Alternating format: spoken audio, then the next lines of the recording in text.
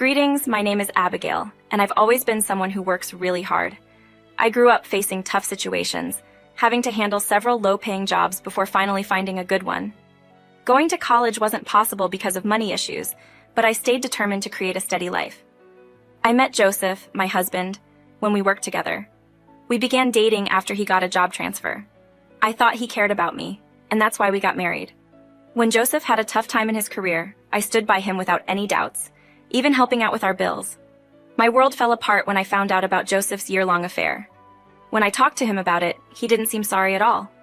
Even though he betrayed me, I hesitated to get a divorce because of our son, Paul. He really wanted our family to stay together. I felt torn between my feelings and Paul's plea, so I decided to give Joseph another chance. He said he would stop the affair and everything seemed okay for a bit. But then I found out he went back to the relationship. Even though I was mad, I stayed for Paul, who became my main support. Over time, as Paul finished high school, he decided not to go to college and opted for a job instead. I stood by him, determined to help. Finally, Joseph landed a job at a recently opened restaurant nearby. The path hasn't been easy, but I stay strong for the sake of my family. I was happy because my son had found a job, and being familiar with the business, my joy was high. However, my happiness didn't last long. The day before Paul was supposed to sign his work contract, he, along with his dad Joseph, unexpectedly sat me down. "Abigail," Joseph began, "now that Paul is 20, there won't be any custody issues. Here are the divorce papers and your eviction notice. I want you out." I was taken aback. "What kind of ambush is this, Joseph? You can't just spring this on me. You're being ridiculous," I exclaimed, feeling the threat of eviction. But Paul, my own son, shocked me further. "Mom, we don't need you anymore. Money is the only thing you are good for. Dad doesn't want you here, and frankly, neither do I. I have a job now, so you're not necessary." Paul's words pierced through me. My own son, who had convinced me to stay with Joseph, now wanted me gone. Joseph laughed at my predicament. "Look at that, Abigail. Your own son is ready to kick you out. I guess you aren't the mom of the year after all?" Desperate to understand, I pleaded with Paul. "Are you serious?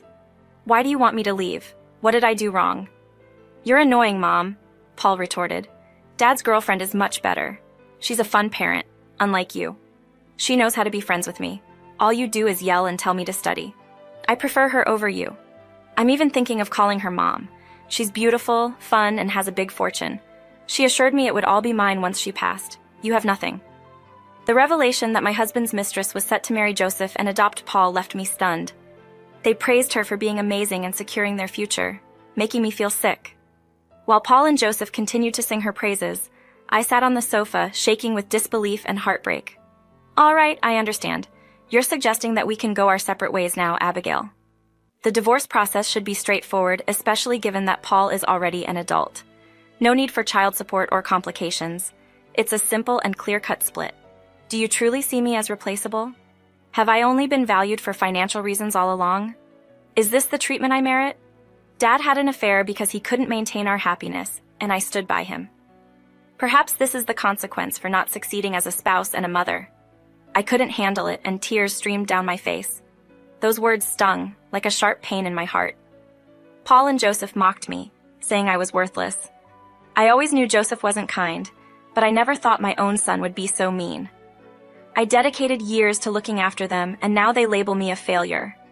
It broke my heart, but their laughter fueled my determination. I vowed to prove them wrong. I walked out of the room and headed upstairs. Paul and Joseph were talking about their future plans. Joseph gave me papers saying he wanted a divorce and an eviction notice, thinking he didn't need my money anymore. After thinking for a moment, I returned downstairs and calmly said, "You both want a divorce, Joseph, and you want me out of the house? All right, I'll make it happen. I talked to my lawyer and he'll arrive shortly. You may want to reach out to your lawyer to wrap up the paperwork, as it looks like you've agreed to the outcome. Just a heads up, you won't receive any portion of this house. It's our shared property, and I believe I deserve half. I'm willing to stay elsewhere until everything is sorted out, but I won't relinquish my rightful share." "No way. I purchased this property with my own funds and you have no claim to it whatsoever. It's all mine, Mom. Why are you being so selfish? Taking half the house means I lose my inheritance. Dad can't buy you out and we might have to sell it." "That's a big guess, Paul. I didn't know you cared so much about this place. I won't take half, but Joseph has to give up alimony and can't sue me in the divorce. I'll agree to that. Abigail, I don't need your money anyway. Moreover, my girlfriend is better at looking after us." Joseph got confirmation from my lawyer. First, my lawyer came in, and shortly after, Joseph's lawyer showed up. I agreed to the divorce papers, and Joseph fulfilled his promise by waiving alimony. He seemed proud, exchanging smiles with Paul. I maintained a neutral expression, hiding my anger and pain. Joseph had to sign the papers quickly. Since Paul was now grown up, there were no problems with custody or child support. I was grateful for that. I didn't want to handle someone who didn't care about their own mom. But the papers got signed, and the lawyer left. I hurried back to my room, locked the door, and called my best friend. She asked, "Did you finish it, Abigail? Did both of you sign the divorce papers?" I said, "Yes, it's done." Joseph didn't resist. He agreed to let go of everything. "That's awesome. Just a little while longer and you'll be free. We can finally bid farewell to all this," she exclaimed. I nodded. "Absolutely. I can't wait to leave this place. I'm done dealing with Joseph and Paul. How about you, Kayla? Have you figured things out?" She reassured me. "Definitely, Abigail. Nobody disrespects my best friend without consequences. I'm going to teach your ungrateful son a lesson. Just let me handle it at work tomorrow." Encouraged by Kayla's words, I decided to move in with her the very next day, busying myself with packing. Downstairs, Joseph eagerly confided in his secret partner, thrilled about his newfound freedom. Little did they anticipate that their happiness would soon be replaced by grief. Before consulting my lawyer, I shared all the details with Kayla, who was outraged and vowed to assist me. She graciously offered me temporary shelter and had a surprise in store for both Joseph and Paul. The following day, Paul left for work in high spirits, oblivious to the impending events. Whistling cheerfully, he hopped into his car and drove away. Meanwhile, I loaded my belongings into my car's trunk and departed as well. I first left my belongings at Kayla's house, where she eagerly awaited my arrival. Together, we headed to the restaurant where Paul recently landed a job. Upon our arrival, we overheard Paul raising his voice at the staff. As soon as he noticed us, he fell silent, wide-eyed. I greeted him with a smile and asked if everything was okay at his new job. Paul dismissed it as none of our business, claiming he was awaiting a meeting with the owner to resolve issues with the staff. I assured him that I wouldn't interfere and jokingly mentioned, "Don't worry, I won't butt in." Paul retorted, saying it was his workplace, and the dispute was between him and the employer. He insisted that we mind our own business, declaring he had things to do and wasn't useless like us. Kayla and I burst into laughter. Even the restaurant staff managed to keep their composure for professionalism's sake. Paul, visibly embarrassed, snapped at us to stop laughing, comparing his dad's girlfriend favorably to us. He scolded Kayla for gossiping about him with his mom, prompting Kayla to sarcastically compose herself. She revealed that the restaurant was her business, shocking Paul, who had insulted the person he was supposed to work for. He stood there in disbelief, starting to sweat at Kayla's unexpected revelation. As I tried to confirm if Kayla was honest, I stood quietly behind her, maintaining a smile and refraining from joining the conversation as I had pledged to Paul. I believed this matter was solely between them. With assurance, Paul stated, "You can't be the owner of this place. You're just a homemaker with no personal funds. It's unlikely you could have purchased this sizable restaurant." Disregarding his unwanted opinion, Kayla shared, "When my husband passed away, I got a lot of money. Instead of doing nothing, I decided to invest and got this place last 2 years. That's how the old cafe turned into a big restaurant." Paul, not sure about it, accused her of making up a story and taking credit for someone else's business. Kayla challenged him, saying, "Check with others if you don't trust me." "My team is here," Paul observed. To his amazement, everyone nodded, affirming that Kayla was the owner of the restaurant. Recognizing his error, Paul awkwardly confessed, "Wow, Kayla, that's cool. Looks like I'll be part of your crew now." But Kayla wasn't convinced. "Wait, Paul, I've had a change of heart.